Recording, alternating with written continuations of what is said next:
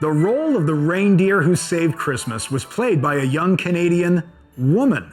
This is the story behind the Christmas hit, Rudolph the Red-Nosed Reindeer. Behind the Christmas Hits with Drew Savage. The song Rudolph was written by Johnny Marks and first recorded by Gene Autry in 1949. But one of the reasons the song endures is because of the television special produced by Rankin Bass Productions in 1964. It's been broadcast on network television every year since, making it the longest continually running Christmas special of all time. The animation for the story of Santa's newest reindeer was done in Tokyo, and most of the voice work was produced in Canada at the RCA studios in Toronto. And the cast was virtually all Canadian too.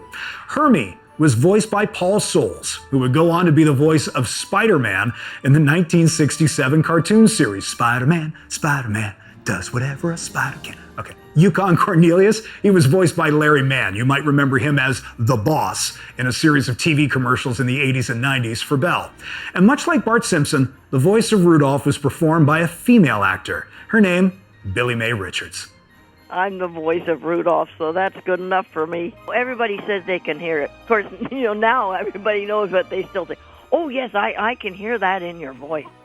Did Billie Mae have any idea that she'd be voicing such a classic? No.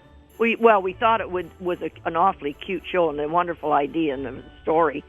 I mean, the story is timeless and it's wonderful. It has a moral to it and everything. You know what I mean? Misfits. Ah, yes, the Misfits. Audiences love the Misfit toys. The TV special was envisioned as a way to celebrate the 25th anniversary of the original Rudolph poem published in 1939. It took 18 months to produce on a budget of $500,000. However, there were some challenges. The poem only takes a couple of minutes to read, but the TV special was going to be an hour long, so new concepts were introduced to flesh out the story. Enter the Island of Misfit Toys and the narrator Sam the Snowman, who was created for Burl Ives after he joined the cast. Ives is the only actor in the show who is not Canadian. Both of these additions were instant hits with the audience, so much so that when the special originally aired, it didn't include the scene where Santa delivers the Misfit toys to brand new homes. Audiences were outraged that after promising the toys they'd come back for them, Rudolph and his friends never did. Producers Arthur Rankin and Jules Bass have said they didn't think too much about not showing Rudolph's return for the toys on screen. So, following the outcry, a new scene was developed in 1965 and has been included in every airing of the special since. So, what was it like to be the voice of Rudolph at Christmas time? Did Billie Mae's grandkids ever ask her to do the voice for their friends? Oh, yes, especially in school. And then the teacher says, oh, please, we're not supposed to lie, And then I have to go to the school and prove it. It wasn't just Billie Mae who became a bit of a touring act. At one point, many of the toys and models used in the production were on display at New York City's Rockefeller Center. But when the Rankin Bass Company moved offices in the late 70s, they were given to the company's secretary, who used them as Christmas decorations around her house.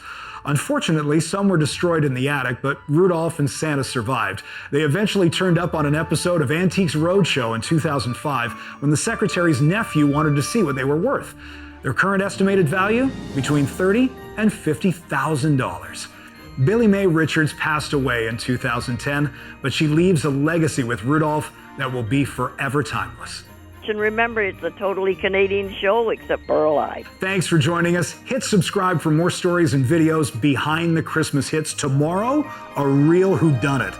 It's the case of the missing lyric sheet as we present the story behind I'll Be Home for Christmas. We'll see you then.